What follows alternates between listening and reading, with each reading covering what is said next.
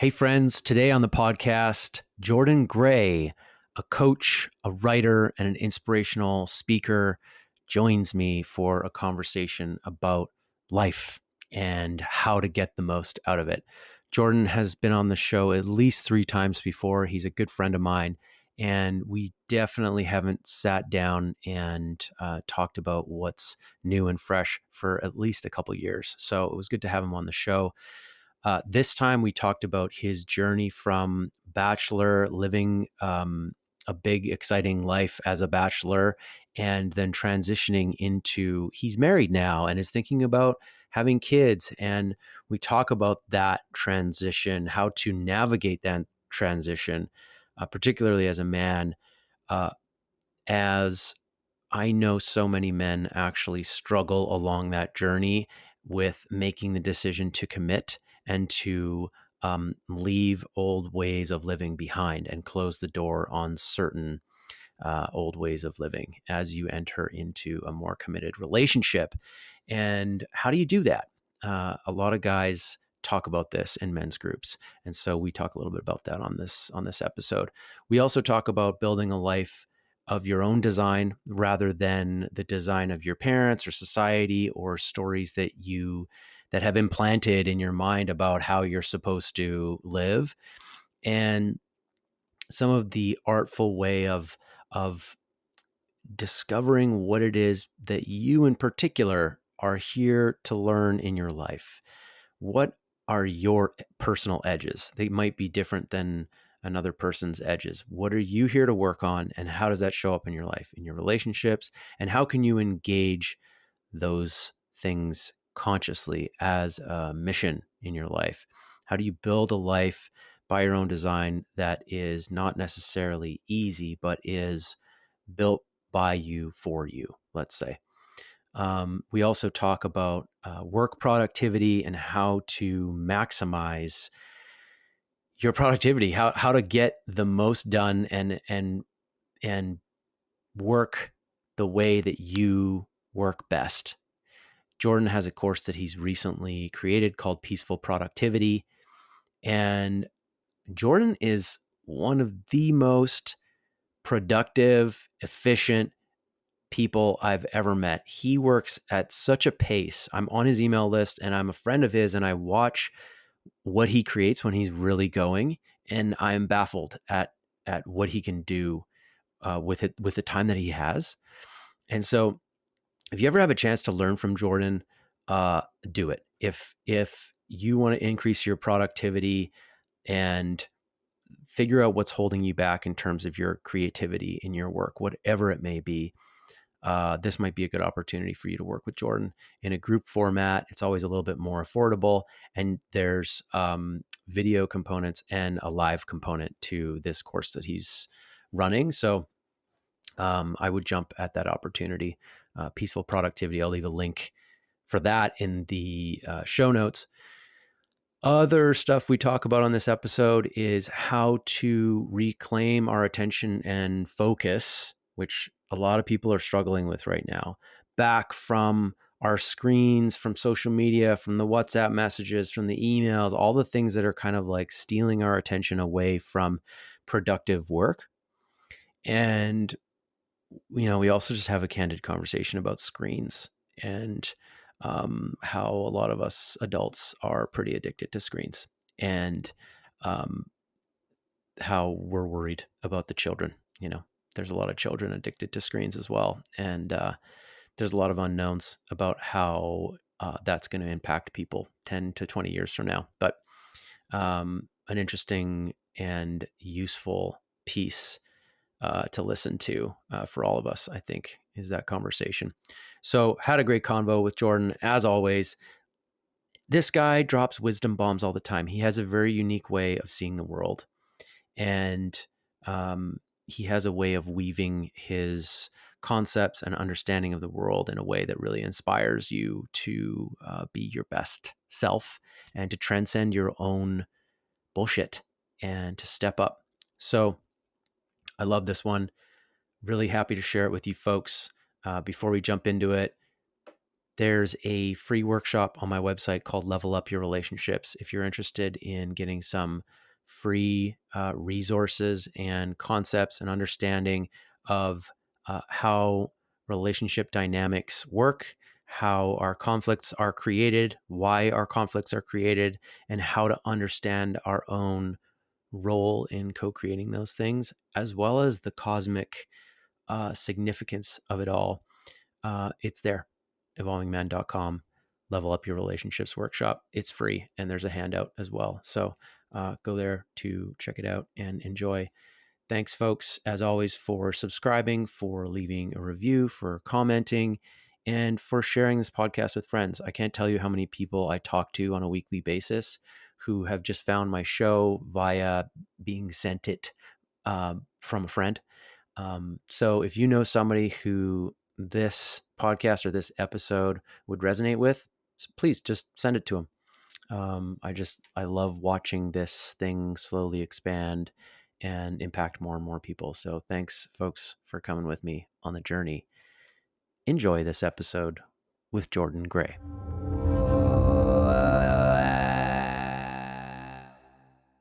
I'm sitting with a good old friend, Jordan Gray from Jordan Gray Consulting. Great to be here. You, sir, are probably my longest standing guest. You may have been on the show the most times out of all guests. My third or fourth. Due to our proximity. Yep. It's got to be fourth. Yeah. But it's been a while, and we live in the same place now. We do. Again, because we did back then, but now we live in the same place in a new place. It's true. So good, dude. Lots has changed in your life. Lots has changed in my life. What are you up to these days? What are you doing? What are you doing with Jordan Gray Consulting? What are you doing with your life? Let's get into some shit. Well, since the last time I was on this podcast, I moved from the city to rural town. I went from single to married. I became a homeowner, bought cars. It's been a big lifey chunk of years. Yeah, you're adulting. Big time. How does it feel? Feels great. Feels settled. Feels like I didn't know.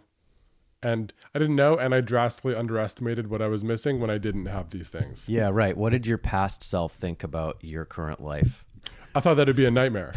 I thought I'd be miserable. I thought that I'd feel like just, like a loser, slave, just whipped. Yeah. Like you get, once you're married, you get no sex and all your money is just being poured out to everyone but you, and everything is just like miserable and hollow, and just like all the sitcom memes of marriage had like seeped in. Yeah, what is it with the sitcoms of our generation where all of the men were like these like semi-depressed, miserable guys who used humor to cover up their misery? Totally. Yeah. I've watched, I believe, 0 whole minutes of this show, but I pictured the main character from Everybody Loves Raymond, who's just like Ray Romano, I think is the actor's name. And he's just, like just the archetype of just this like beaten down, exhausted, ghost of a person, just like rolling through each room and like adding no real energy. I was like, oh, this is the inevitability of marriage. Yeah. Cool. Got it. I should avoid that like the plague. Or Tim the Toolman Taylor, who's just like kind of just can't do anything right, is kind of the archetype. He comes alive in his man cave when he's, at work, he's the boss, but everywhere else he's, just like, the rest of his life sucks, basically. Mm-hmm. So it's not that way? It's not that way. It's quite not that way. Yeah, I have more sex and physical contact than I thought was possible in a long-term relationship. I feel like that's only like an appreciating asset over the years of just like, okay, this like actually goes deeper. We don't have kids yet, so I'm sure there'll be a seasonal dip with that. Mm-hmm. I mean, just like the flowing reciprocal love and kindness and tenderness and knowing of each other. It feels like an appreciating asset. Just like each year there's more and more depth and good vibes being thrown off of it, of just like, okay, this is lovely. Yeah. When you marry someone that you just actually like as a person a lot, it can go pretty smoothly. Is that what you attribute it to? Like, okay, I made the right decision. Or is there anything else that's really helped you not slip into this sort of mediocrity, this mediocre life where you're just kind of like retreating to your work because that's the only thing that makes you happy?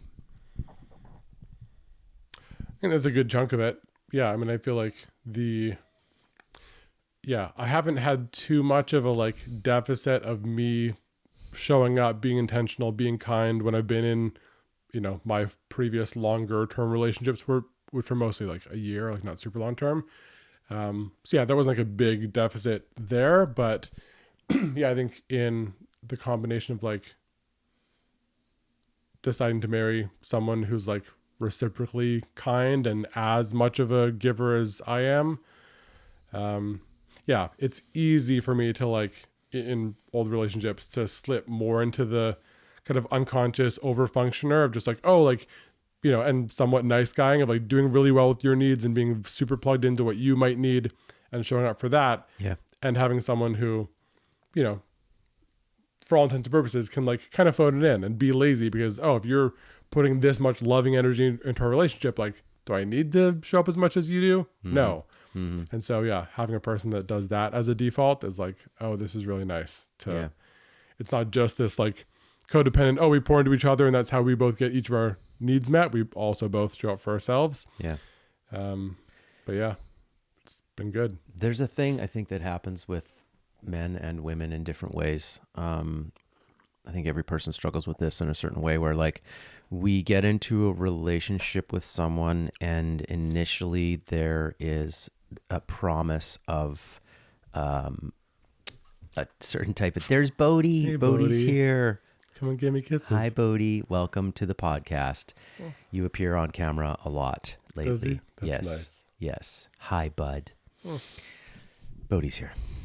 Yeah, there's a thing where we get into a relationship and it seems promising. We have all kinds of ideas of how it's going to play out. And then we can get pretty attached to that. But then we slip into these patterns where there's certain red flags, certain things actually aren't working. And then we just compensate. We either like blame ourselves for that. We like take it on as a job for us to fix, or we give it to our partner as something to fix. And we tend to want to fix the externals in our life. We want to get all of the right pieces in place and then it'll be fixed. Yeah. Right. And when we notice those things shifting, it's almost like if I can just hold this like really awful yoga pose permanently and hopefully my muscles will just like jam in that position to help me hold it. Like I can just pretend that this is fine for years, just like instead of like naming and addressing and fixing the thing, it's like, okay, if we just like contort ourselves, then we can both not talk about it and pretend it's all fine. Yeah, like it's supposed to be uncomfortable. I'm supposed to be miserable. This is doing the work. Yeah, this is doing the work. And marriage is about compromise. And then we marry that. Yeah. Yeah. Right. And I think it's very hard for people to wade through like, oh yeah, what's the truth of this situation? Like, should I actually leave this person? Yeah. Should I leave this relationship? Or is this like my work to do? And I think that's probably the most commonly asked question in relationship contexts is people are like, when is it right to leave and when is it right to stay? Yeah. But there's no like rubric, there's no like easy answer to that question because every person is here on this planet to learn certain lessons for themselves. And my lessons might be completely different from your lessons. Mm-hmm. And so the relationships I end up with in my life might be total opposite from yours. And so like your advice doesn't really apply to me. Totally. Right. Yeah. Which is why my least favorite question that historically I know it won't come up today for obvious reasons, but yeah, my least favorite podcast question that has probably come up in like 80+% of every podcast appearance in my entire life is like, what's the number one piece of relationship advice you'd give to everyone? And I'm just like, I hate the question inherently because for me, like you're saying, calibration is so essential. Like, each couple's relationship to jealousy, to how they fight, to how they balance, domestic duties, just like every single couple has a different balance around everything. Mm-hmm. And so yeah, when someone's like, well, what's the, how do I know? Like, what's the should I stay or should I go point around this thing? It's like, well, if you two had more chaotic childhoods and you're playing out fighting in this way because you're working through some stuff, that level of fighting for one couple would be wildly, inappropriate and incorrect for another couple that they're like, no, we have an extremely peaceful household and we're going to do our work within this kind of a container. Yeah. Then cool. And like, they're both correct. Yeah. So yeah, calibration is so key because there are literally billions of relationships on the planet. Yeah. Did you just describe my relationship and your relationship? No. Inadvertently. Because like Shalina and I actually do have quite a lot of fire, and we don't scream at each other and hit each other. And I mean, it's not At all. crazy like that, but we've got fire, the two of us. And like when we get going, we get going, Definitely wasn't thinking about you guys. Agreed. I do think that you guys can be a bit more overtly fiery. Is your home like fairly peaceful in terms of like even how you guys navigate conflict? Yes. Yes, you did. You kind of. but so somewhat, but when I was saying the first couple, I was picturing a very different couple. Yeah. So yes, there is some echo of truth in that, but Yeah. it gets, some couples are way more intense. I was actually thinking about a client and their relationship. Yeah, and I also have Shalina and I have some close friends, and they are in a relationship that is very kind of watery, and they don't have like these really sort of high intensity arguments. It's like it's very calm, and anytime the tension even comes up to like what we would consider like a 1 or a 2, we're like, oh, they're maxing out right now. Yeah. And that's just how they're built. That's how that relationship is. And yeah, I agree with you. We're all here to learn particular lessons from our relationships. And it's the same in your own personal growth, like in the Arc of Brotherhood, we don't try to necessarily like teach that every man has to learn and practice a certain thing, because some guys have different edges, right? So it's real men's work, in my opinion, is about finding your own personal edge and then going towards that. And it might be doing the opposite thing from what that guy's doing. You might need to implement more structure in your life. Maybe you need to be more focused on integrity and taking action and persevering and pushing through your discomfort. Or someone who's like hyper rigid and like so controlled in their lives needs less structure, needs more play, lightness, laughter. Like, what's your counterpoint to make you a more well-rounded human? Yeah. Yeah. So like, just to loop this back to my original question and what I was thinking about, having witnessed you in all of your previous relationships, not all of them, but in a few relationships. Yeah. And this is what I love about watching my friends evolve, which is they enter into a relationship and they enter that space where they're like, am I like codependently hanging on to this? Or like, is this a fundamental issue with my relationship? Like, what is my edge here? What am I in this relationship to learn? And sometimes you're in a relationship to learn to say no to it and to walk away from it. Yep. And watching friends exit relationships where it's not all bad. It's like, oh no, like there's this and this and this. This is great, but like there's a piece here that I'm not willing to compromise on, and I'm willing to walk away from this relationship for that because I'm leveling up. And then finding like what they're really looking for. It's a scary thing to do that. It's a scary thing to end a relationship and say, I don't know exactly who and what is out there for me, but I'm going to have faith and trust in this process that like I was in this relationship to learn that these things are non-negotiable and that I got to go and I got to let it go and I got to walk out into the unknown again. So for me, watching you, it's been really beautiful having stood at your wedding and then hearing you talk this way a year and a bit later, that you're just 2, right? Is it 2 years now? Oh my God, time flies. over 2. That you're so happy and that your sex life is thriving and that you still love your wife. It's just a huge win. I love it, man. Yeah. Yeah. Quite a gift. Yeah. Yeah. And I think also just seeing, in retrospect, how much time, energy, and attention went into thinking about my dating life when I wasn't married. It was just like, man, like pre this relationship. So, 5+ years ago. Yeah. Just like how much bandwidth was eaten up by that, even in the years, months or years that I was single. Just like, okay, this is like a big thing. So when you really are like, I'm taking myself off the, the dating field. Yeah. Just like how much more of that light energy I can shine through the prism and like focus it into my life. And I don't know, just, yeah, like the amount of freedom, I underestimated the amount of freedom and energetic bandwidth that would be freed up by having some of these bigger decisions made of like, I live here. This is my wife. This is the trajectory. Here's what I do for work. That one was established, years prior. But yeah, just like having that, these huge pillars are solidified and rooted down. It just, it frees up 80+% of where my energy and attention went prior. It's a sigh of relief. Huge. Yeah.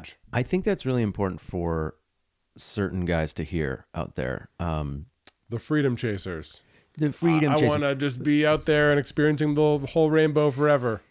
Yeah. And honestly, when I say certain guys, I mean guys at a certain phase of their life. That's kind of what I mean, because I think I've been there and you've been there, and it's pre making the decision to lock it down with somebody, because like traditionally there are phases to a person's life, and the two main phases we're concerned with here in this conversation is this phase of dating in your 20s, and you're like, yeah, you have some longer term relationships, and then you're out and you're single for a while, and then you're back in relationships, and then maybe you spend some time where you're dating, and you go on, like, I know a lot of guys who they just spend 6 months going on 3 dates a week.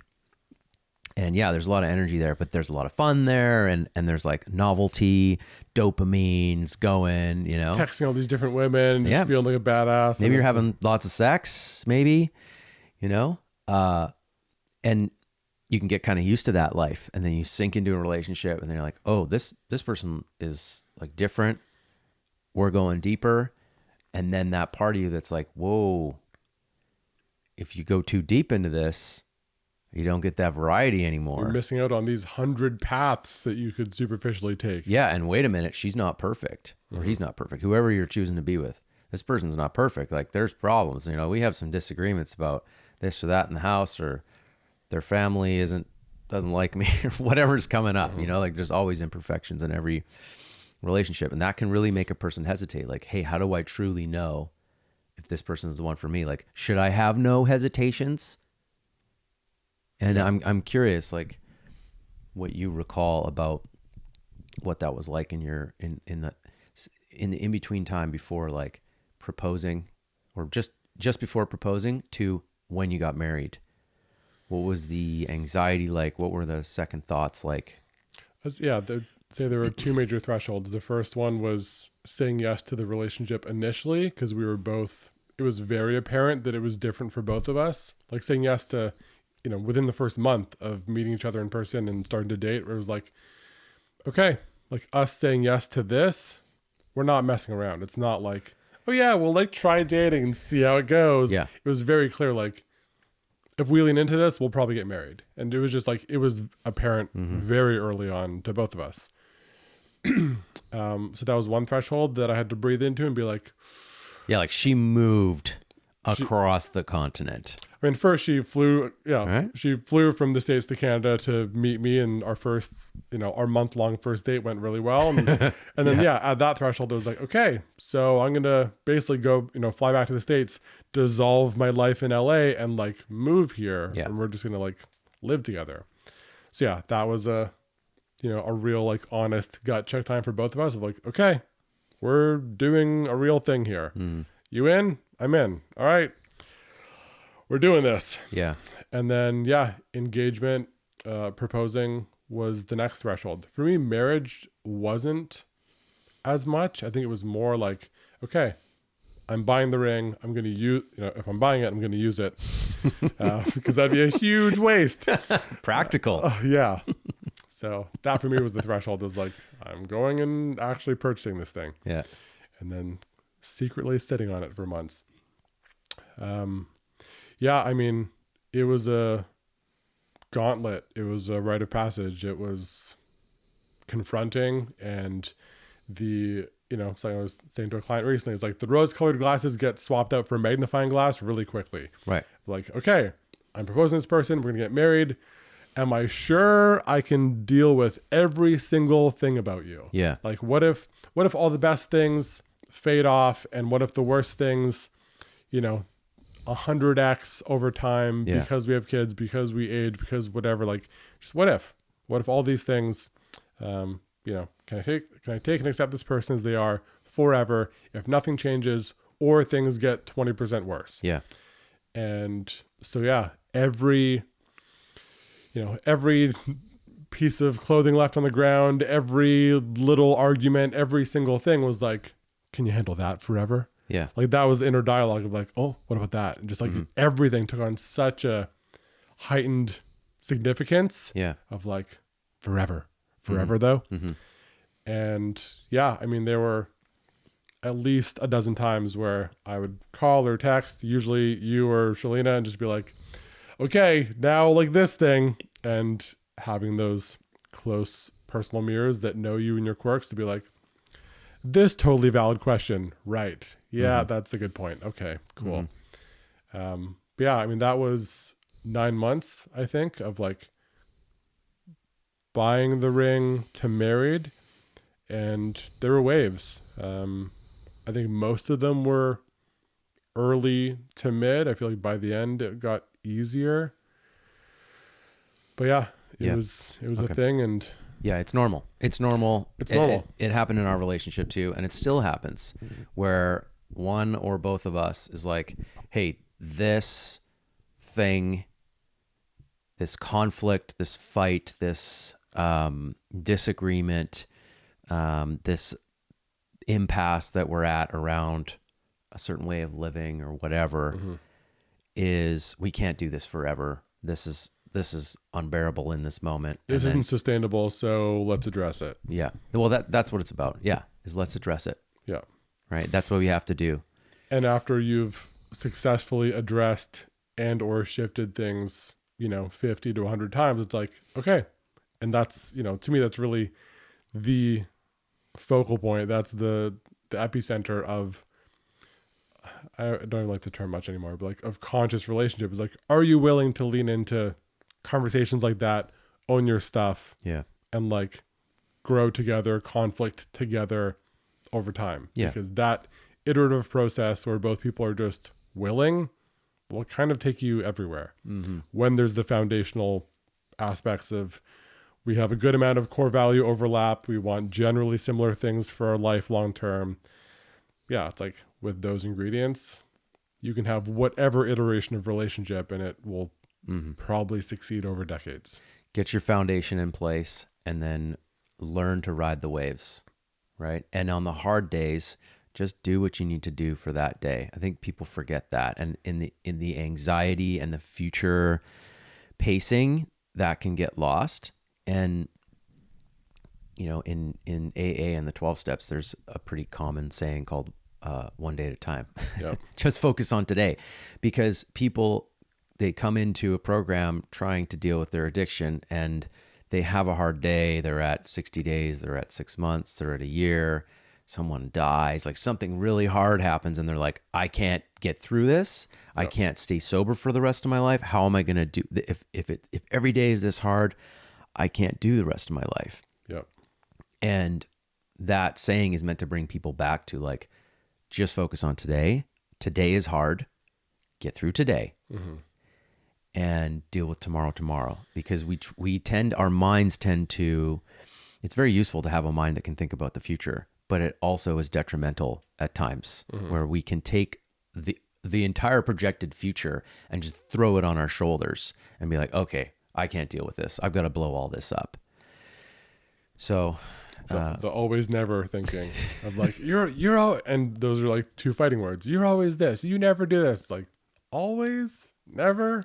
Yeah. So yeah, when we project that onto our lives of like, okay, today is unbearable. This is really hard. If it's this forever, then I opt out. It's like, well, if you're alive, you are bearing it. So it's not unbearable. And today's just today. Yeah. And nothing says that 8 hours from now will be today. So ride those waves. Ride those waves and bring the energy that you can to it in each day. Like Shalina and I have had conflicts and stuff that we've had to work through. Like we've had moments where there's an incident and feelings get hurt, and then we try talking about it and it doesn't go well. It breaks up and we can't get through it on that day. And we need to just like Park it and then come back to it in a day or two and just keep coming back to it until we get through it. But that intention and that will and that steadfastness is the thing that gets you to where you want to go on the long term. And it's good to have wise elders and people who have been a little further than you in your life to guide you in that process, because we can forget that. So great, man. I'm glad you're in a happy, healthy marriage and you're feeling good. Yeah, definitely. What's next? In life or? Yeah, in your life. I mean, What's babies is the main thing that we've kind of both been in preconception of, just like really dialing in health, nutrition, business setup, just like every possible aspect, where we plan around like, okay, assuming our sleep's going to get cut in half, and yeah, just like how's our home set up, how our business is set up, doing tons of blood work, hair analysis, like what are our nutrient levels at, just like all those things, which is very us. High level. Yeah. Some high level shit right there. Yeah, I mean, Prep. kids is the biggest thing.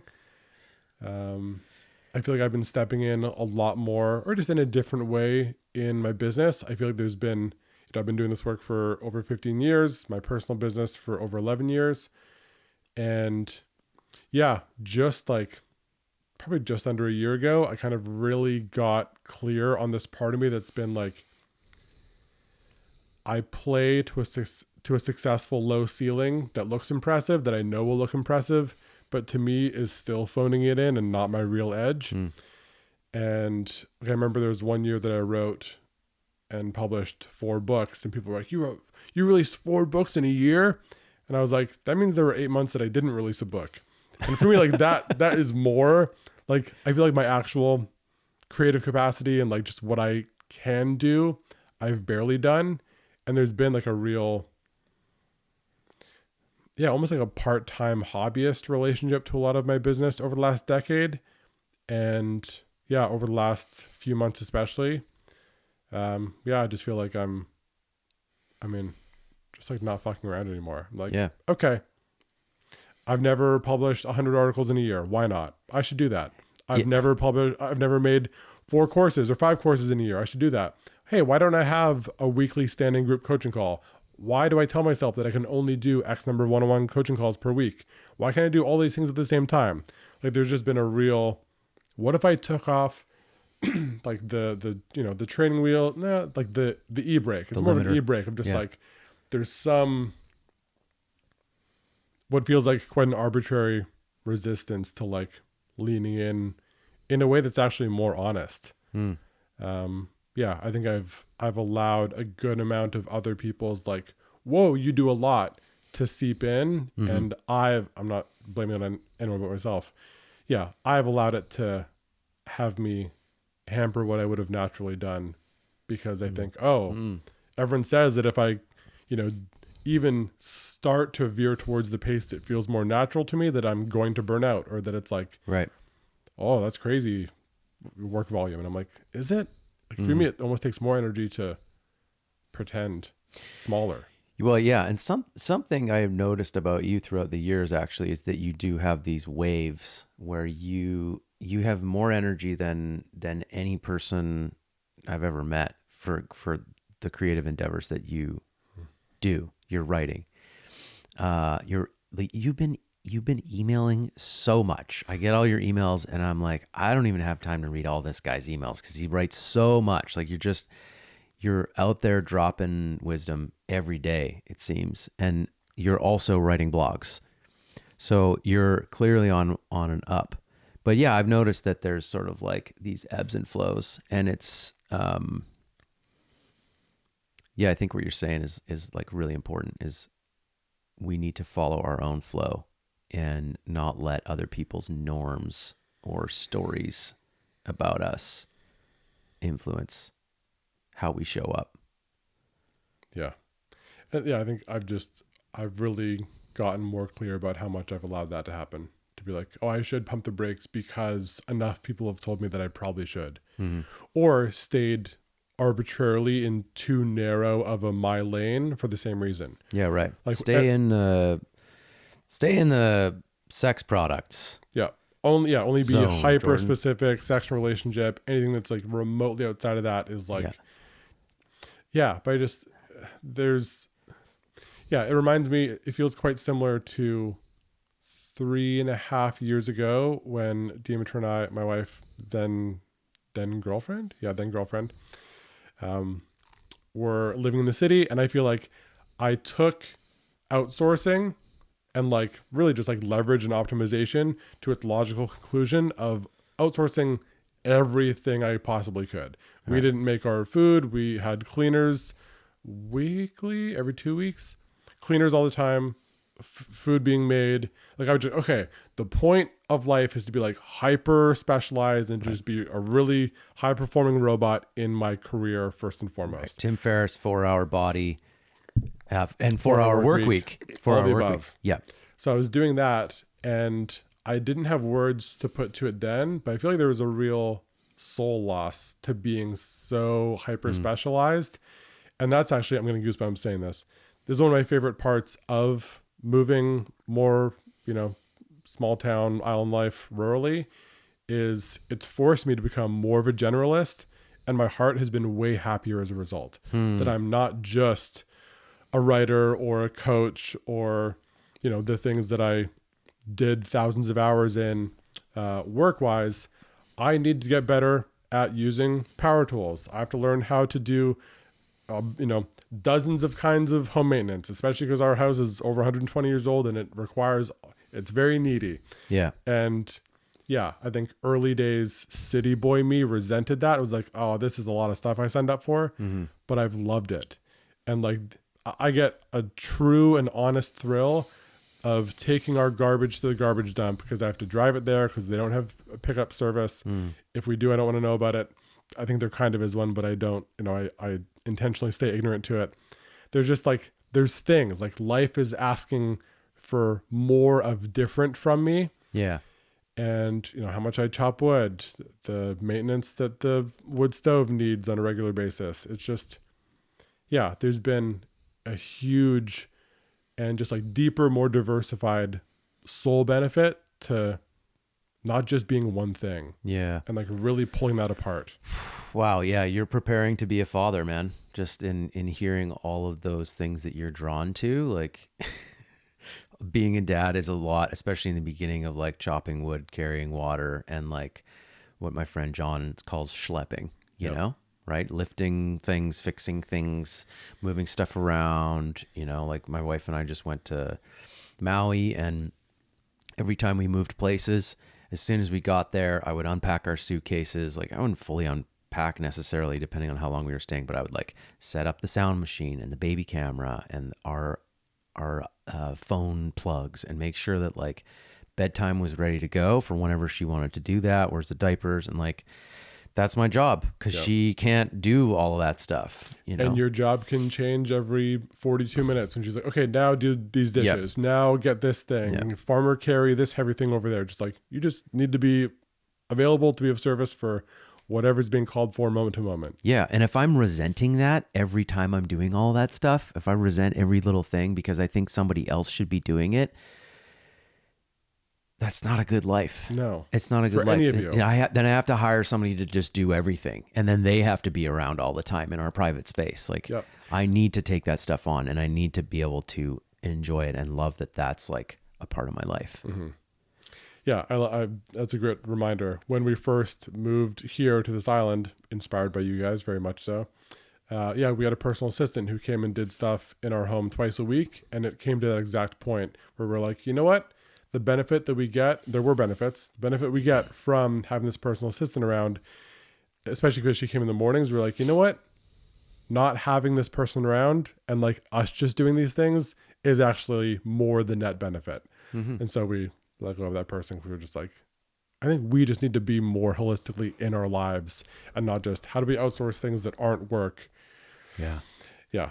And ironically, that did serve our work more because we're just more happy, well-rounded people that aren't just locked into screens doing stuff. Yes. Be holistically in your life. Be a full person. Be involved in your own life. This is like a very good counter message, I think, to the message that our generation got over the last 10 years around like, find your zone of genius, just do that.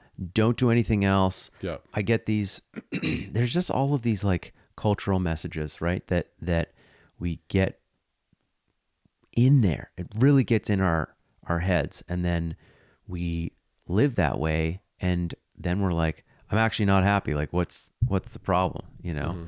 And the problem is we weren't actually like listening to ourselves. Like you are tuned in enough to yourself to go, do I actually like taking out the garbage right now? Yeah, I actually like getting out of the house. You know, I like going and seeing where the garbage goes and understanding what we do with the garbage on this island. At this point in my life, I enjoy that. Mm-hmm. So I'm going to keep doing that. I'm not going to outsource that.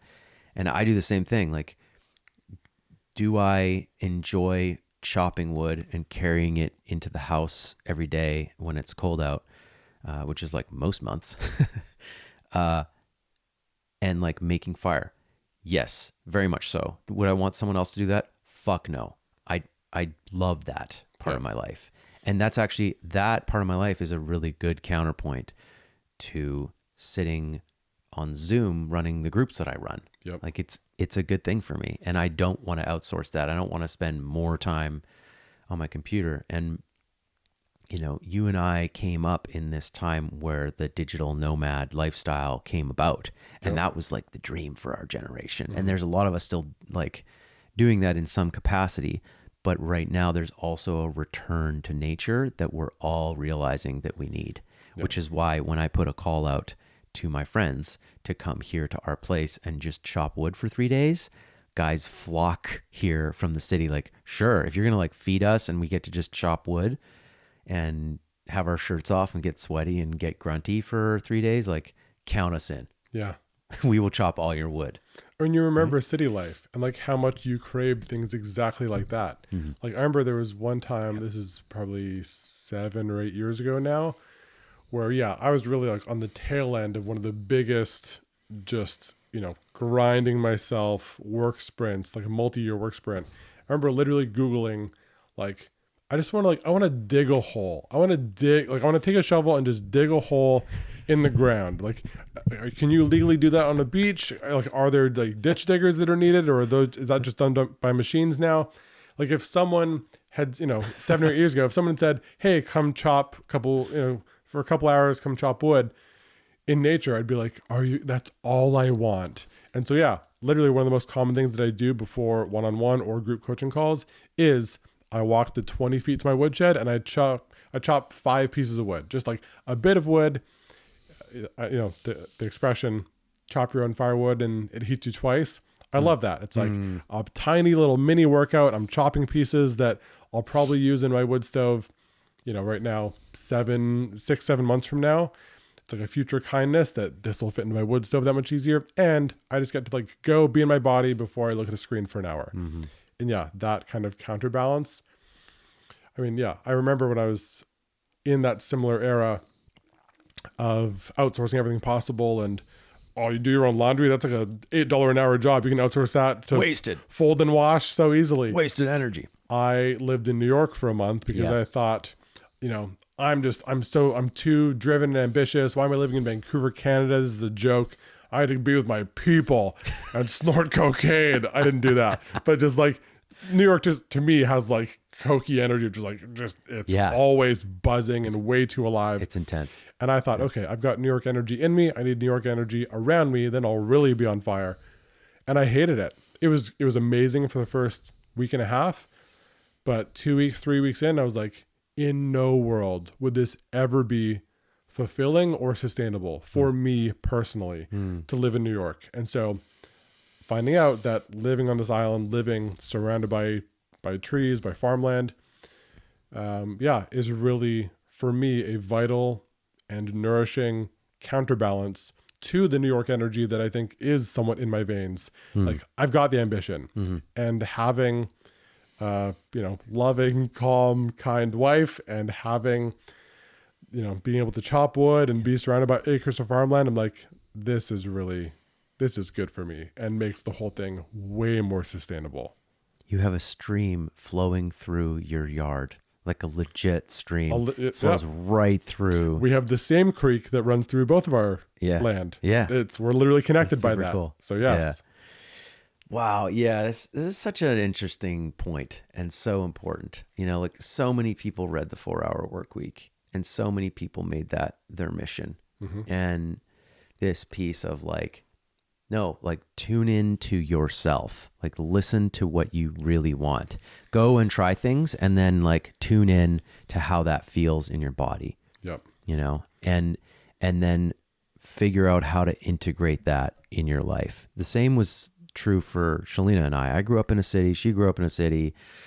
We met in Vancouver, and Vancouver was fun and bustling, and we met lots of people there. We met you there. We met our community there, our base foundation that sort of kicked us off on this whole journey. But during all of that, we would go on trips. We would go to Tofino, or we would go to Vancouver Island, or we would come to Salt Spring Island, and we would exhale every time we came, and we were like, oh man, it's just so nourishing to be here. What would it be like to live here? Wow, what a dream that would be. And then we would go home and we would sort of steel yourself against the city noise. We'd take that breath back in. And more so for her, I was still a little bit more lost in the city life, and it was harder for me to let it go because I thought that my extrovert was not going to survive here on this quiet little island. Yeah. You needed constant music festivals and dance parties and stimulation. Yeah. But that was, going back to our initial piece around phases of a person's life and the old you versus the new transforming you, constantly evolving you. That was the old me thinking that I had to have the stimulation of the city. And now what I know is that I sort of take my extrovertedness with me wherever I go. I will create a community anywhere I am. Yeah. I already know dozens of people on this island. I started a men's group here. I have friends everywhere. The people who work on our land are friends of ours. There's just a whole thing happening here. And I definitely feel very at home here. And I don't need all social contact. I need to be able to go outside and run in the woods with Bodie and chop wood and do some of those things. It's not always social contact. But anyways, we felt that. And the reason we're here is because we were listening to that voice inside. And your life doesn't have to be the 4-Hour Work Week, I guess, is the summary of this. You don't have, you need to live a life that fulfills you and that is built by your own design. Let's say you have relationships that are built by your own unconscious design in a way, right? You're there to learn certain things. You're there for a reason, and your life should be that too.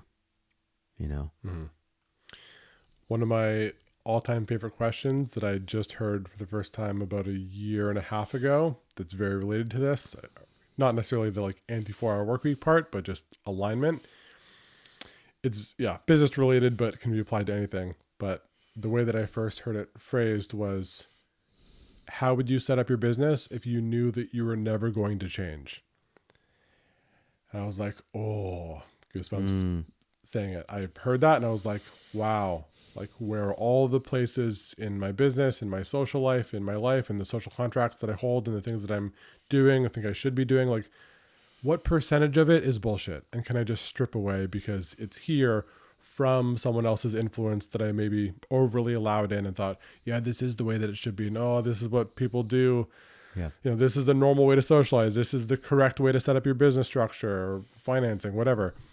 And yeah, just like truly having the deep permission to let go of all the misaligned noise and go, who am I actually? And who have I always been? And the thing that was true about me when I was 5 and 25 and 45, like if these things are just constant, then okay, maybe I can just allow these things.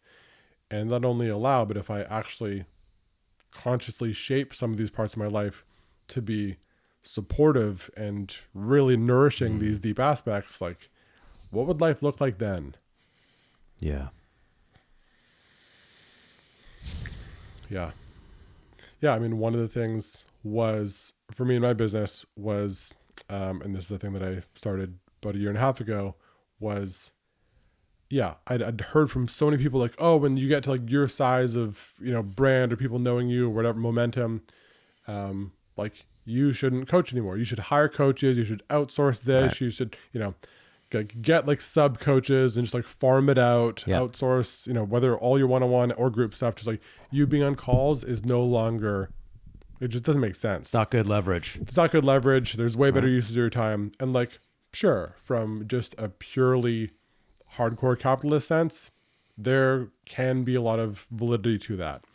And just like when I outsourced all my hands-on food and, you know, I never clean or tidy anything because someone else handles that now for a lower price point. Yeah.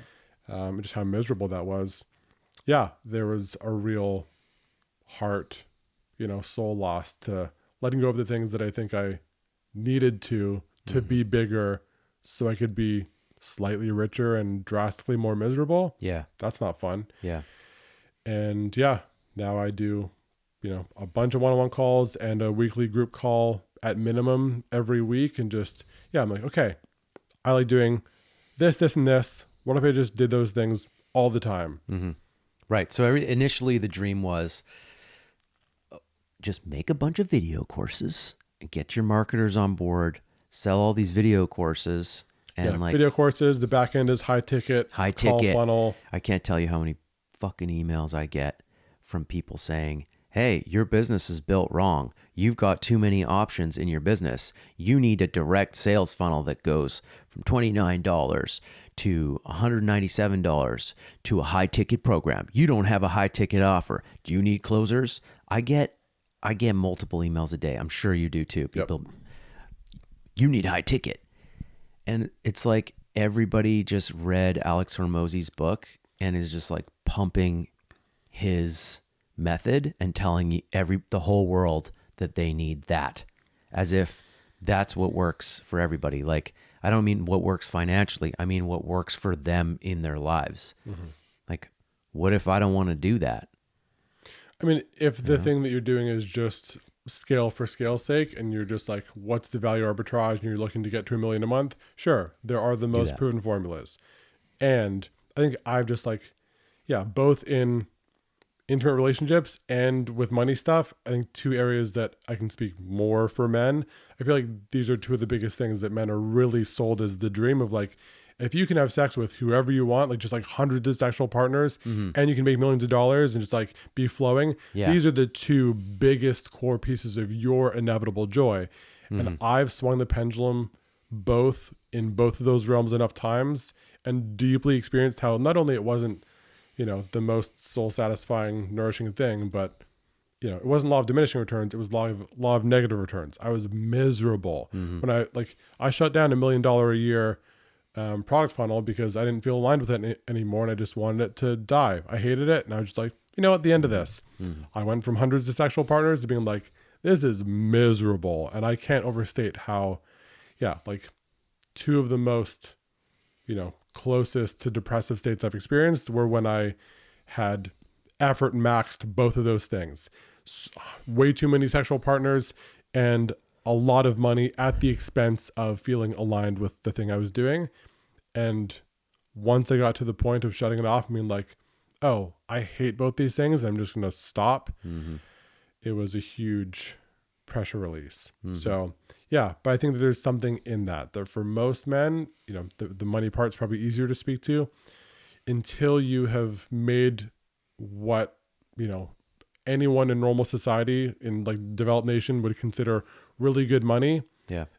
And been exhausted or miserable or hated it. Like until you've done that, it's a lot easier to just be like, but just do it, bro. Just do it. Just do it. The ends justify the means. Team of closers and high ticket call funnel and just like burn through your goodwill with your audience. And who gives a shit? You're going to be rich and, you know, you can cry in your Lambo, all that stuff. Yeah. It's like, it's not true. No, it's really, it can be quite miserable. Yeah. Everybody has a conscience, first of all. We all have a conscience, whether we like it or not. Yeah. So that wasn't me saying that the miserable part is making a lot of money. Yeah. Making a lot of money can be, and is, I think in a lot of cases, amazing, phenomenal. It increases your, you know, leverage, impact, the good that you can do in the world.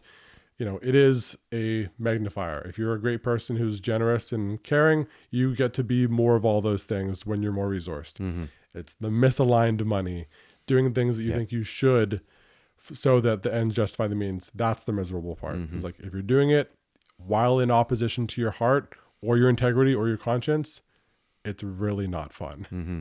It's hard to walk that line, isn't it? Because some people will walk this line of like, no, we like have to do things the hard way because, you know, any sort of abundance is basically like cheating or money is evil, right? There can be that, that mindset. And then on the other side, there's like money is the goal. And however we get there doesn't matter. The ends justify the means. Let's go. Let's pump it. And walking that middle line where you're doing work that you love, that's in alignment, that is actually serving the world, and scaling that properly, slowly, at whatever the right pace is for you, that's the difficult line to walk in life. I mean, someone that I know you've had on this podcast, Dr. Robert Glover, had that quote, the opposite of crazy is still crazy. Like demonizing and straight arming money likely won't get you too far in a capitalistic society. Yep. And making that your God also won't get you very far. Like, you know, either side of the continuum isn't ideal.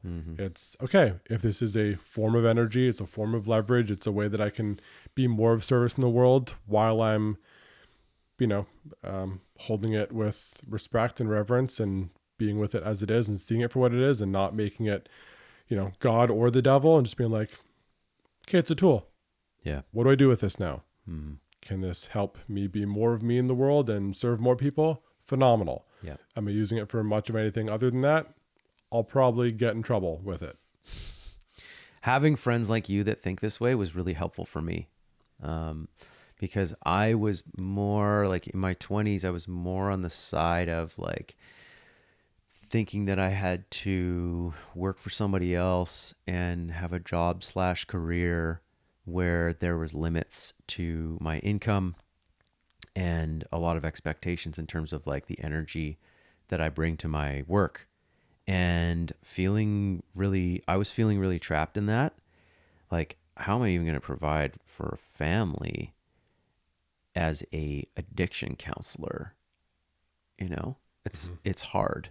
And I was hitting an edge there around my belief in that, like, I was worthy of doing something else, or that I was worthy of working for myself, or that if I worked for myself and really just sort of like busted the doors off what I could do.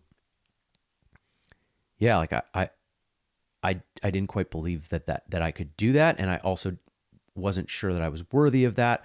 Like I had a story that I had to like stay in this box that society had built for me, but that was keeping me small. It was keeping me from having the ultimate influence that I could have on the world and from serving as many people as I do. And, you, Steve, Shalina, people who think bigger and are like, why do you really have to do that? What are your limiting beliefs that are holding you back from really doing this? Really helped me. So, I mean, I guess the point here is like, your friends matter. Right? I mean, for me, my closest friends were like the greatest training wheels by far that allowed me to get into a relationship with someone that I could marry. Like, yeah, having you, Shalina, Steve, Sean, like, really a relatively small, tight handful of people, like, were just like the highest value, highest leverage training wheels that like allowed me to practice actually being seen, supported, consistently cared for by people. And then with that, I was like, okay, this can now translate into like, if I can tolerate, from the egoic perspective, if I can tolerate this level of like being seen and connectedness with people at all, now I can make baby steps towards allowing that level of depth of connection in an intimate relationship, which, really changed the caliber of women that I was able to meet and ultimately marry. Yeah. One woman. Beautiful journey, man. It's amazing what an influence your friends have on you, like, just thinking about my journey in lockstep with your journey and how we've learned from each other and we've learned from the people around us. Life would be so different. Yeah. Life would be so different. Yeah. And it's like, probably top 5 self-development cliches. You're the average of the 5 people you spend the most time with. And so like 100%. Audit. Yeah. Do you really feel aligned in a deep sense of liking with the people that you do honestly spend most of your waking hours with? And if not, I tend to be, based on the reactions from many of my clients over the years, I tend to be a bit more ruthless than most. Like I'm so not precious about when there's a clear deep misalignment or some like values difference that just like really strikes to the core. Like, I haven't had to do it in years because my life's more constant, but yeah. You chop heads off as needed in your life. I mean, I chop relationships. I'm just like, okay, this is so not it. And like, do I want thousands more exposures to this, whatever, mindset, value system, just, this like misaligned thing? Nope. Okay, next. And then, like for me, when those seats on the bus are filled up by the right people. I was thinking about this the other day. So we were in a multi-year, shadow work growth community. And I remember there was one exercise that our teacher had us do that was, he was like, okay, there's like, I don't know, 40, 50 people in the room. So everyone stand up. So to some of you guys, do you have like money in your pockets? Some of you have money. And we're like, okay, take it out. Just take all your money out and hold it. And for whatever, he set a 5-minute or so timer.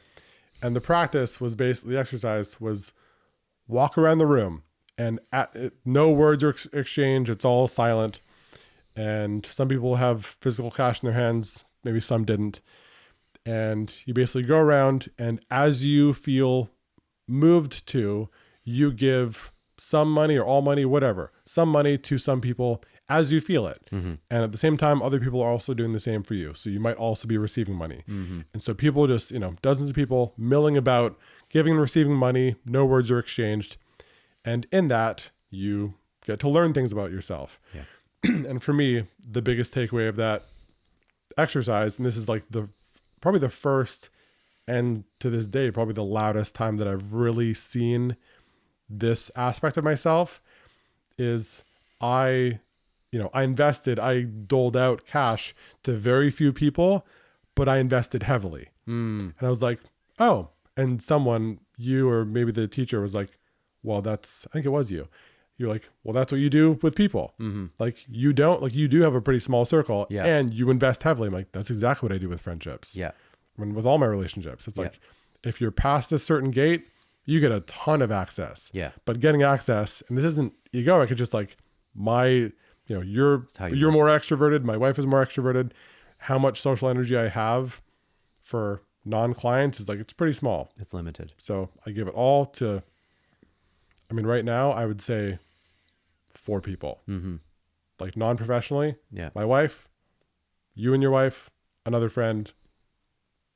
Like those are like very A team currently. Yeah. What I love is that you know that about yourself and that you've accepted that about yourself and that you're not pushing yourself into a particular way of being. That you're like, this is how I am. But I did fight it for did. years. And that's where the like, Yeah. I'm allowed to accept this and just be like, this is a part of me.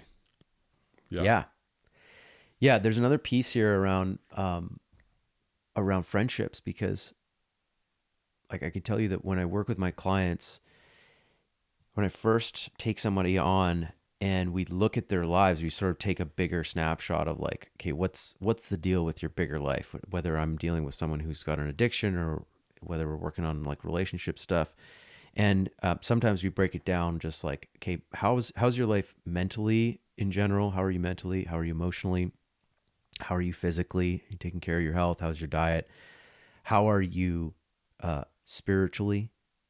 You know, is that like, give yourself a rating of 1 to or 0 to 10, 0 being like, this is awful and it's never been so bad. It's not existent. Yeah. To 10, like this is the pinnacle. It's the best. And then socially is the last one, spiritually and socially.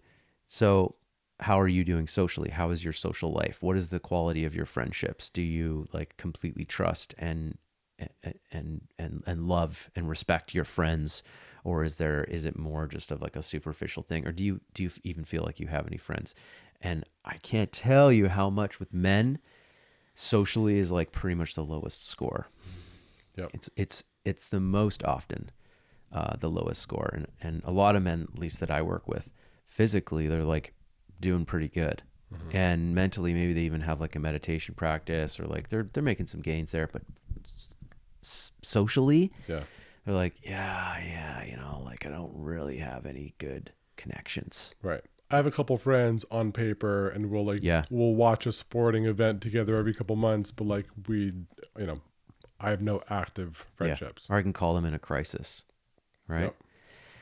And so as a result, I end up like really trying to push and pumping this piece around like, guys, like you need to go make friends. Like you need to go meet people that you love and trust and that lift you up and that feel inspiring and that like you can call and really be honest with. And that's not a superficial relationship, because like part of why you came to me is because you're looking for depth in your life. And I'm not your friend. Yeah, totally. I mean, you've probably heard the expression rent a friend. Like one of the most enabling positions a therapist or coach can take is, I'm just, okay, on a weekly basis, I enable you by giving you social energy and I allow you to be seen and held and witnessed in this, more monodirectional, working relationship, transactional thing, which isn't only those things, but it's foundationally that thing. And it's so imperative to have those, deep, honest, reciprocal friendships that are not just professional. I think there's probably a percentage of therapists out there, or there's like, if you just look at all of the meetings that are occurring on a given year between all of the clients and all of the therapists, like there's probably a good chunk of those, a good percentage of them that are really just like a continuing relationship that is based on like friendship needs being fulfilled in therapy and people feeling safe there and being like, oh, well, no, like this, I can't bring this to my friends, or I can't make friends. Like I'm going to pay this person to hold that space for me. Yeah. Right now, a pretty high percentage of my clients are like 50 to 75.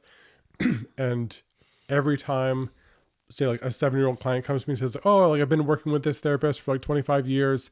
I cringe. I'm just like, that's like, to me, that's just not what that relationship should ever be. If I ever work with, I've, been doing this work for 15 years, so I don't have the 25-year span to have even had this, be attempted, but I'm just like, it's such a failure to me. Like this should not ever be a multi-decade thing. It's like, I should be the springboard, the trampoline that like has you launch more successfully into your life in a deeper and more honest and more aligned way. If I allow you to lean on me for decades, I messed up. Yep. I'm of the same belief. I mean, there's a difference between going to see your therapist for short periods, Totally. over 25 years, as things come up. Okay, I'm going to go talk to somebody who knows me. Yeah. You haven't done sessions with them in 7 years and you come back because the things come up. Totally. I'm talking about like when people are like, oh, I've been seeing this person every Thursday for 25 years. I'm like, why? Therapy. In what world could that possibly be benefiting you Yeah. at that volume? Yeah. Like it's a crutch. Mm-hmm. Yeah, I watched or I listened to a podcast the other day where a guy was talking about his book. I think it was called "The Kids Are Not All Right." And you're right. This is the one where the kids. Maybe that's not correct, but anyways, his book was about how like therapy is fucking up our kids. Like there's especially in America, there's this like culture of parents sending their kids to therapy, rather than like learning to hold space for your kids' emotions and like walking them through what it means to become an adult, through their teen years. And then therapists tend to pathologize kids and diagnose them and lead them astray in a way, often because they don't really know the kid nearly as well as the parent. And then the parent trusts the kid so much, or not trust the kid, trusts the therapist so much that they just accept what the therapist says. Yep. And they don't trust their own gut about what's happening. I feel like even if there isn't any explicit pathologizing doing of like, hey, you have or are this thing. Yeah, I mean, except for like quite unique situations, I feel like, yeah, any person under the age of 16 going to therapy at all, like even if there's no labels or you're this way, there is a sense of, oh, I'm a kid and I'm in this at this age, I've got to be extra messed up. Something's wrong. So what his whole argument is like, this is actually making our kids sicker. This is making kids more anxious, more depressed, more isolated, because the therapy session is also this like isolated bubble that you're in. This is why I'm such a fan of like groups. I went to rehab in a group session, a group format, and that had its own sort of, that treatment center had its own kind of culty vibes that also occurred that I had to like untangle myself from. But it woke me up to the beauty of the squad. And, in going to AA for years, just seeing like how we can pretty much get through anything in a group of 10 to 20 people who really know each other. You can sort through trauma. You can let all your secrets out. You can tell it all. You can process emotionally. And there's this beautiful self-healing mechanism that occurs in a group of that size versus the one-on-one isolated thing. You can actually still feel quite lonely when you're processing something with one person in this closed confidential container, where you still feel like, okay, I let that out with this one person, but like if the world really knew. Whereas if you're sitting in a circle of like 10 men, for instance, and you're telling all your secrets and you're sharing your pain and your trauma and your triggers, and there's other guys in there who are like, yeah, me too. Yeah, me too. Yeah, here's what mine looked like. That is a special type of healing that, in my opinion, is more holistic. And that is, I think, what's meant to be. Like, we're meant to hold each other's pain in a squad like that, which is why I'm still doing it. Why I'm still doing men's work, and I'm assuming why you're doing group work predominantly. Like, you really love to do group coaching calls because there's something special that happens in that group format. Yeah. I mean, I feel like in a nutshell, the group format is inherently set up to have everyone realize you are not alone. Whereas, especially a child doing one-on-one therapy or counseling is like, well, you are alone, and you are like kind of extra broken the fact that you have to be here when you're this young. Yeah. It's like, oh, it's just me. And of course, quality therapists will be like, it isn't just you. This is a normal thing. Yeah. But it is just, it's like, we're here talking about my messed upness, Yeah. and I'm 8. Yeah, yeah, and your ego is forming, right? Your ego is still forming in your childhood and into your teen years, and there's something interesting that occurs when you're there's an environment that encourages the self obsession about everything that's going on with you, that's perhaps wrong with you, right? Rather than like helping you see that you are actually a part of a larger context. That's another beauty of group work, is like you'll share this thing that's just your energy was so closed in on yourself initially, like I don't want to share this. This is scary, or like this is what happened for me, and I'm feeling so many emotions. But then what happens through a share is like when you're done sharing and other people start relating, and you look around and you see how, you know, your share impacted other people, and that guy went through it too, and this person came out the other side of it. You exist within a context, and sometimes you'll even see the counterpoint to what you're experiencing.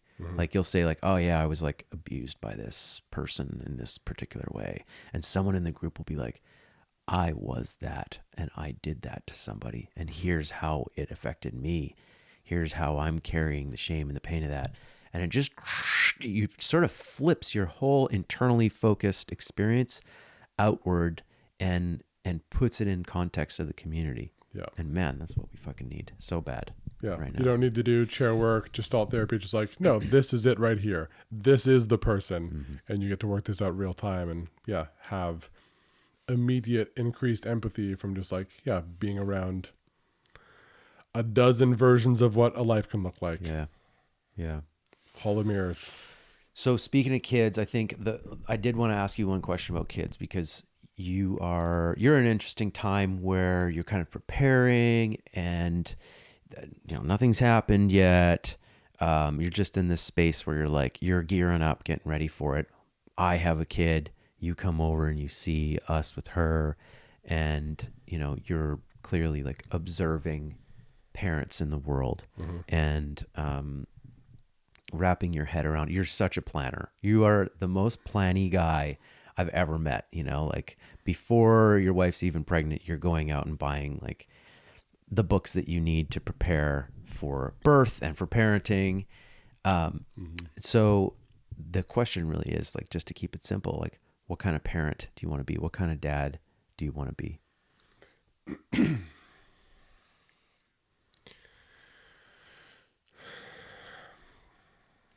Kind, patient, available, present, good listener, encouraging.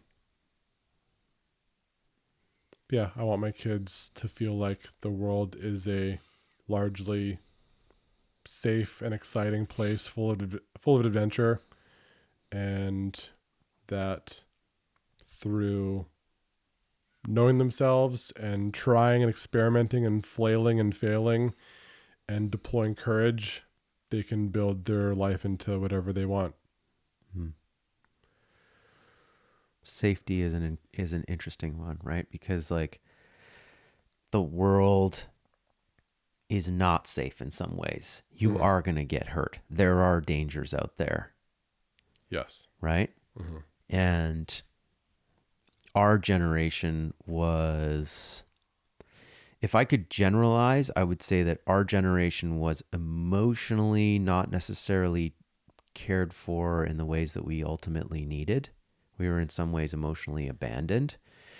This is a generalization. And we were also at the same time like over protected by particularly our mothers, and I don't know, maybe over parented isn't the right word, but like a theme that comes up all the time in men's circles is like, dude, my mom is just so in there in my life. She's in my head. And like, I've struggled to be my own man in a way. It came up last night in our group, and so many guys are resonating with that, right? It's like we were babied, but at the same time, we weren't given this like emotional intelligence necessarily from our parents' generation. A lot of us, some better than others. And at the same time, our fathers were absent. There was a lot of absence from our fathers. There was a lot of nice guy fathers that were really dedicated to their work outside of the home, and that in the home, they were only partially present. That's kind of the general feedback that I get from guys and from hearing all these like stories from guys about how their parents were. And so, yeah, how do you plan to balance that? You know, how do you plan to be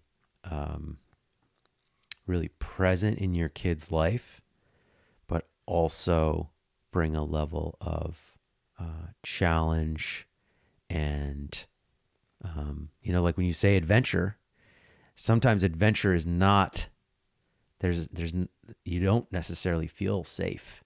Definitely not. Right? There's risk. Yeah. Yeah. Yeah. With adventure, with courage, like there's inevitably risk. There's potential downside. Mm-hmm. You could get hurt physically or emotionally. Yeah. Yeah. And for me, I think that there's, you know, and this layer of the foundation, I feel like I've been building for over a decade, like really setting up my work life in a way that I can, yeah, I mean, the biggest way that I'm going to manage this dichotomy is by living it. Like I want to be in touch with my own emotions, my wife's emotions, my kids' emotions, and, you know, be sensitive and attuned and aware, and also deploying courage in my own life, professionally, physically, like just with the decisions that I make on a daily and annual holistic basis. Mm-hmm. So, yeah, it's funny. I remember this is about a year ago now. I was talking to one business friend and he was like, yeah, I'd had this thing of like, I wanted $1 million per kid, you know, right, in my, active investments in my savings before each kid was born, just like being so overly financially stocked up so that I could be like hyper present, so available. Yeah.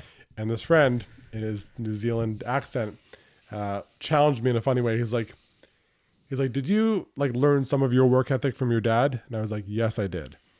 He's like, do you think that if your dad's entire work life from, you know, through the entirety of your childhood, if his work life was just, you know, clicking some buttons and managing the portfolio for 20 minutes per night after you went to bed, and he never worked, like, would that have served you in the same way? And I was like, absolutely not. I was like, well, you're trying to effort max for that outcome when I don't think that's actually what you want to model. Mm-hmm. And it's also just not true. Like if I had $100 million in my checking account today, I would still work always just because I like it. Mm-hmm. Yeah. Like I don't believe in retirement for me, for myself. Yeah. And yeah, so I'm going to have, you know, I'll have the positive, I'll be afforded the opportunity to be heavily involved time-wise. I can move a lot of energy in my quite leveraged career in 3 to 4 hours a day, you know, 5 to 7 days a week, and spend a lot of daylight hours around my kids. Yeah. If anything, yeah, it's easier for me to imagine being too available and less my kids and more my wife, Demetri, being like, okay, go be in your office. Like, get out of the house. Yeah, like you're allowed to work for more than 3 hours a day. You know, go make things. Go be in that zone of genius. So yeah, I think that will just come across primarily from my modeled behavior. Like the listening, the emotional attunement part isn't as hard for me. Mm-hmm. I've seen those t-shirts that are like, I was a perfect parent before I had kids. Or I was a perfect parent until I had kids. That was it. It's like, you know, I can talk about emotional attunement, but like, it's just, I don't know, kind of who I've always been. Yeah. Of course they'll challenge me and sleep deprivation will be a factor, et cetera. Yeah. I think you're right. And I think your heart, I did not know how big my heart was going to expand as it has with her. I'm definitely getting the medicine of of having a little girl. Like, I don't know what it's like to have a little boy, but I am getting the medicine, because many, many, many times a day, I'm just like, oh, that is just so cute or so adorable. She gives me a little kiss, or she says dada. Or like when I wave goodbye to her when I'm going down to my office. And she waves back.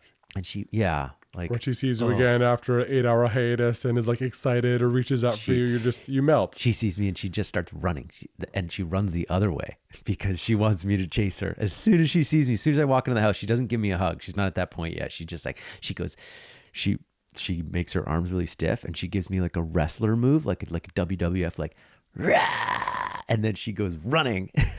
She runs towards the pillows, and then we wrestle. I did not anticipate how strong that attachment would be for me, and it makes me want to not work. And I still do have that attachment. I do love my work. I do love the people that I work with. I do love podcasting and doing this kind of stuff with people like you. And so there's that push and pull, but really that magnetism and that energy actually just gives me more, it can give me more anxiety if I get lost in that side of it, but it also can give me more presence, and just know that like, every moment with my daughter is so valuable, and every moment in my work is so valuable, because I'm making sacrifices between the things that I love on both sides constantly. You know? Yeah. So it just adds energy to my life. If I can channel it properly, it's a beautiful thing. And I've seen that happen for other parents too, where like, yeah, they had lots more time to work before their kid came along, especially entrepreneurs who are like a little more flexible with work, where and when they put their energy, you know, they can really just dive into their work for years, and then they have a kid, and then it's harder, you know, and there's like pockets of work for them. But they become more potent creators. They become more powerful leaders. Their work gets, they pull less punches, and there's less fluff. Yeah. And that's a beautiful thing. Totally. I mean, I feel like that is one of the biggest factors in me really turning this corner as of a few months ago. I feel like a few months ago was really when Demetra and I were like, okay, we're very doing this. Right. And as soon as, just like when I bought the ring and then was going to, okay, I've purchased it. It'll be in my hand. It'll be in my possession in a couple of weeks. Then I'll own it, and I'll be proposing with it, and I'll be married. Just like once I turn that corner of, okay, I'm going to be a dad, probably in a year. Okay. If I know that I'm going to turn this corner and it'll be different when I'm physically holding this football of fat in my hands, that's my genetic offspring. If I'm going to have that, then I can just do it today. I can just do that right now and start immediately, because I can, thus far, you know, I've heard from hundreds of clients, but thus far I can only assume how it'll impact me when it happens. But I'm like, I'm going to glean as much of that benefit from then today onwards, just to like get a year-long head start on that process. But yeah, it's funny you mentioned that. That's very a core theme in the productivity course that I just literally released yesterday of like, yeah, there's in this, like, I think now more than ever, this like endless plethora of distractions that are pushing their way into your life, and just like all the noise that people, I think, psychologically lazily don't beat back against and set boundaries around.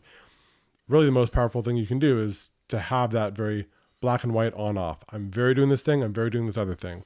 And when we have more constraints, more pillars of our life that really matter to us, like a new daughter, being a dad, being a parent, it's like, okay, I know that I'm always sacrificing something. When I'm here, I'm not doing this. When I'm here, I'm not doing that. So let me just be all the way in this thing. And like you said, just be more potent, like black and white, toggle on, off. I'm in this. I'm in this. When I'm with my daughter, phone off. I'm playing. I'm not like, you know, wrestling with one hand in the pillow pit here and also texting. It's like, I'm with her, or I'm on a call with a client. Like I'm in one of these. And sure, there can ever be little wisps of like, okay, maybe there's like a boring pocket of this session, and I'm thinking, oh, like, I can't wait to see my daughter in half an hour. But 98% just like, this is what I'm doing. Yeah. I'm here, and then I'm here, and then I'm here, and I'm always here. Mm-hmm. Whereas, yeah, it's so easy to just get lost in this like gray, muddy porridge of just like sliding through life without that awareness. Wow, dude, that's so potent and so important right now, because I also talk to so many people who sometimes the issue comes up where they're like, the main issue in my life is that I'm struggling to get anything done. I do a lot of things partially. There's so many things happening. There's so many distractions. I don't know how to like focus anymore. People don't know how to like truly focus anymore. And isn't it interesting that that's what we're dealing with right now, when 10 years ago, people were like, isn't social media great? And people were being like, hey, FYI, you're the commodity. Your attention is the product. Yeah. Your attention is the product. And now we have a lot of people who are saying, I'm struggling to pay attention because we have just spent so much time. We've got all this momentum with social media, with screens, with the ability to distract ourselves at any given moment. And now we're losing the ability to truly focus. Yep. Yeah, I recently read that the average of, I think, of all ages, or maybe it was like 12 onwards, but the average American spends 5.5 hours a day on social media and 9 hours a day looking at screens. And when you add up what that looks like when you add up those daylight hours and extrapolate to years, it's like depending on the person and individual usage and, profession, there's some factors, but the general estimates are between 11 to 23 years of your life. Dude. And like when you think about putting that on your gravestone, like spent 23 years looking at Instagram, how immediately do you want to put some safeguards in place so that isn't a reality of your adult life, which to me is just a miserable excuse for, what I'm doing with my life force energy at scale. Yeah. It's like, okay, at what point do we go, oh, my screen time app says I'm averaging 6 hours a day on my phone. What if I even got it down to 2 hours? What if I put some limits, some things here that added some friction so that I'm not just, when I'm at a restaurant with my girlfriend and she goes to the bathroom for 48 seconds, pulling up my phone. Yeah. How about not? Yeah. How about just breathing and existing for a minute? Yeah. We got a problem, dude, for sure. We have a problem. And the adults have a problem. The adults are addicted and the kids are getting addicted. And we see it. We don't see it a lot here where we live because we're like living in the forest and like it's kind of a different environment. But like when we travel, we see how much like we don't show our kid screens. She hasn't seen a screen for more than 5 seconds, except for FaceTiming my parents like a few times in this year. Yeah. She doesn't own an iPad as a 1-year-old. She doesn't have an iPad. No. And she's not going to for years to come. Especially the personal device thing. I think having a personal device is very different than like sitting down and watching a movie with your family, which is like what we did when we were kids. And it's interesting, like my wife will post about this online and say like, hey, I'm not showing my kid screens. And people will say to her, that's not realistic. That's not realistic. Like kids can't grow up without screens anymore. Toddlers can't grow up without screens, which is crazy because all of those people commenting grew up without handheld screens. Yeah, we grew up with TV, but we didn't grow up with iPads. How can you say that a kid can't grow up without an iPad at this point when you grew up without one? Yeah. But what I can say that I truly believe in my heart is that we don't know what we're doing. We don't know the true consequences of what we're creating by letting kids under 5 stare at screens for 3 to 4 hours, and just zone out. Like we have problems paying attention. What's going to happen for them? Yeah. So that is something that I'm truly worried about, seeing like we saw a must have been a 1.5-year-old on this plane holding a phone and had headphones on and was just like glued to her cartoon. And my wish for that family is that they were only doing that once while the kid was on the plane, but I doubt it, you know. And I'm worried. I'm scared. Yeah. I feel like it's with like certain books I see coming out and certain experts talking about it more and more, my sense, and maybe there's some wishful thinking in this and I live in a bubble, but my sense is what the shifted relationship was to cigarettes decades ago is kind of what has been like over the last 5 years happening with alcohol and what's starting to happen with screen time for adults and kids. So people being like, you know what? Maybe we jumped the gun on this. Maybe it's more damaging if if we as adults who, some adults had a more screen-based life introduced them when they were well into their 20s and they're struggling with it. And they're like, oh, it's crazy that my 4-year-old really loves their iPad this much. Like, is it? Their brain's still forming for another 21 years. Yeah. Like if you're struggling, of course they are. It's like crack. Like it's getting so good. Yeah. It used to be like just Facebook and really sort of simple videos, but now everything has changed. Like all the kids' cartoons are like so fast. The music's really intense. The colors are so fucking bright. All the Marvel movies. I was on a plane the other day. I was watching a guy watch a Marvel movie and it was an action sequence and the camera changes and the speed of everything happening. I was like, this is insane that this has become normal. Like, and social media has become very good. Like I noticed that my Instagram is so much more enjoyable versus 2 years ago. Like I guess I'm getting more into comedy stuff, but the algorithm is learning what I like. And I'm just like, I'm really enjoying it when I just open the app and it feeds me stuff that I love. And then I'm like sending to other people like, whoa, check this out. Or like, oh my God, that's hilarious. Like it's getting very good at figuring out what I like and keeping me on there better and better and better. Yep. And that's scary. Where are we going to be 10 years from now? Yeah. And there's just billions of dollars of manpower and research and all that stuff going into the algorithm to make it even more compelling. And so for me, the easiest way to opt out of that has been to really like just stack my whys of like, what's my life actually about? What do I so care about that even with this crazy compelling, cocaine drip thing that has billions of data points on me and thousands of people that are just like me because I'm not a unique snowflake. It's like, okay, here's this super powerful drug. And what's the deeper, more meaningful, bright sun that I can face towards that will burn off a lot of the draw, the compellingness of that thing.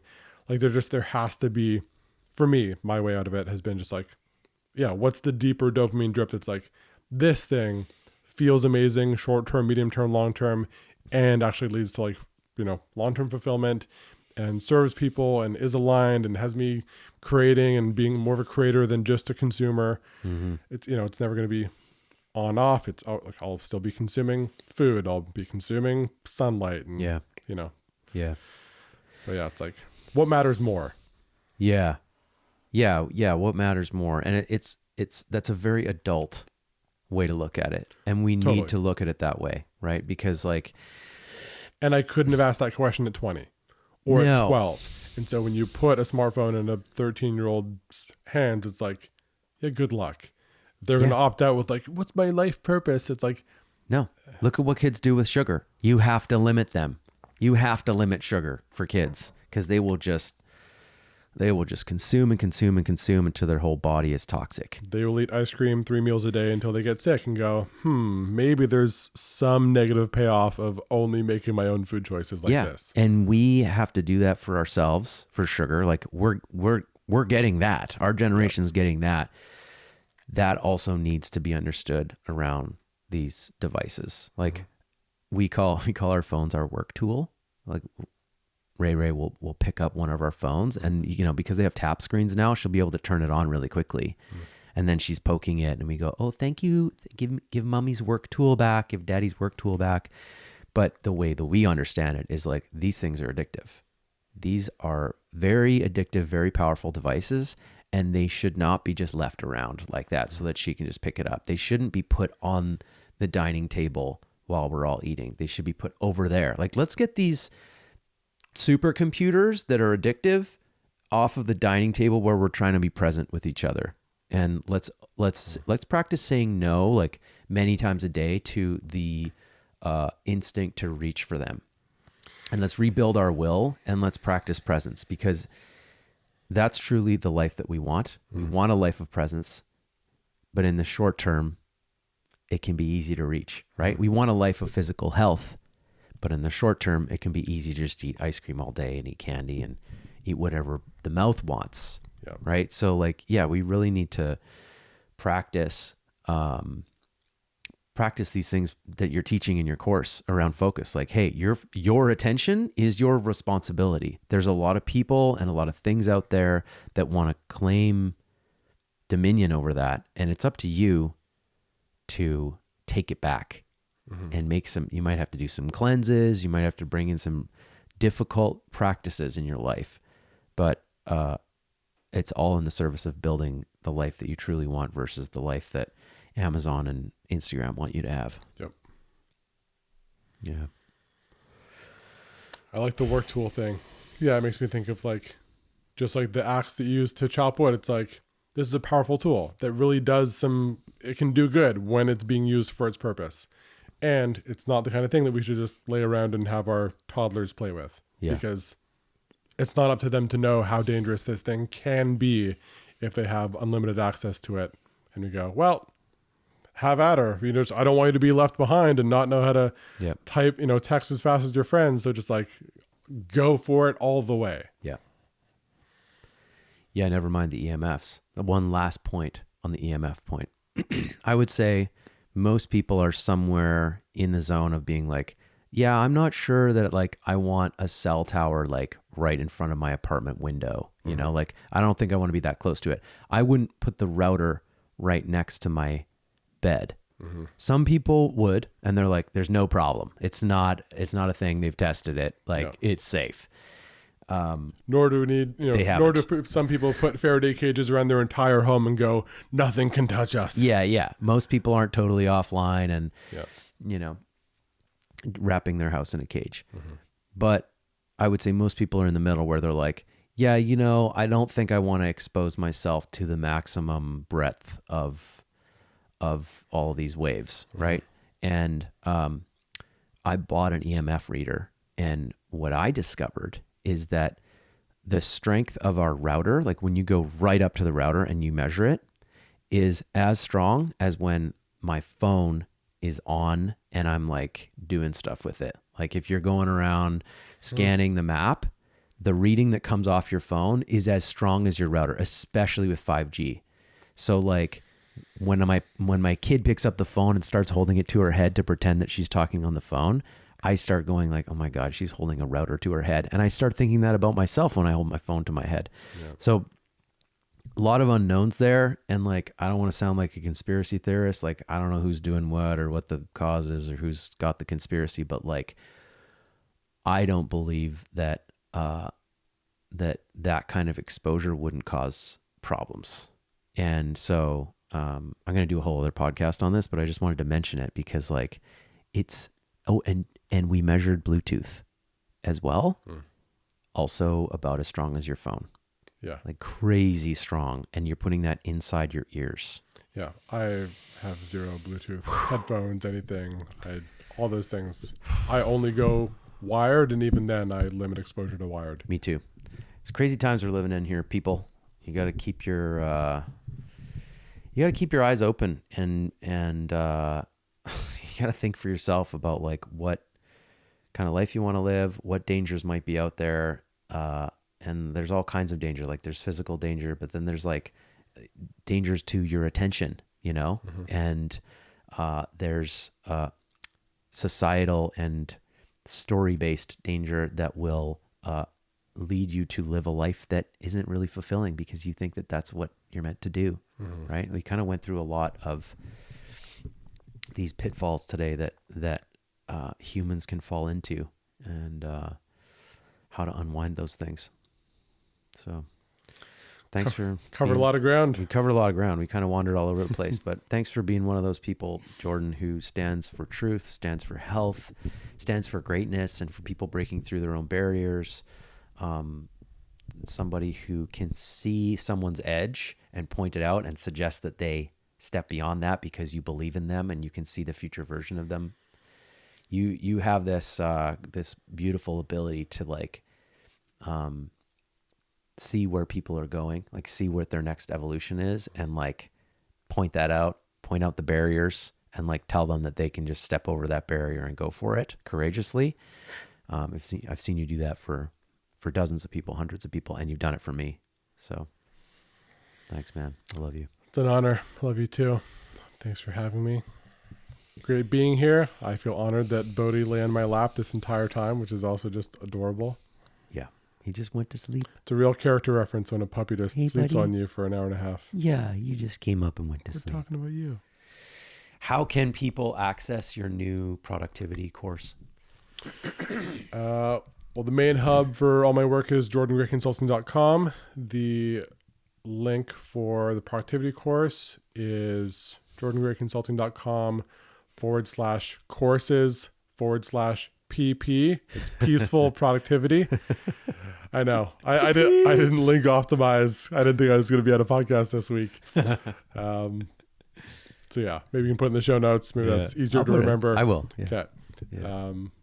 But yeah, that launched yesterday. Already got a couple dozen people in it, and the live calls start in June, and that's going to be fun. Oh, great. You're doing live calls, right? Yeah. So you can like actually hone in on this stuff that we were just talking about, which is like, okay, where are you caught in the river, and what do you need to optimize for? What do you need to cut out of your life to be productive? Yeah. I've been liking the hybrid programs where like, there's both like a 20 video, here are all like the major themes that you can, chew on, go through, calibrate to yourself in your own time. And then for this program, do a month of live calls just to get the, 200, 300 people on calls, be like, hey, what are your questions? Where do you want to go deeper? What do you want clarity on? Yeah. I like the both, and they get access to the recordings and the original videos forever. Yeah. So that's been fun. Love it, dude. I'm enjoying it. Okay, brother. Till next time. Thanks for doing what you do. And thanks, folks, for tuning in. Love ya. Bye.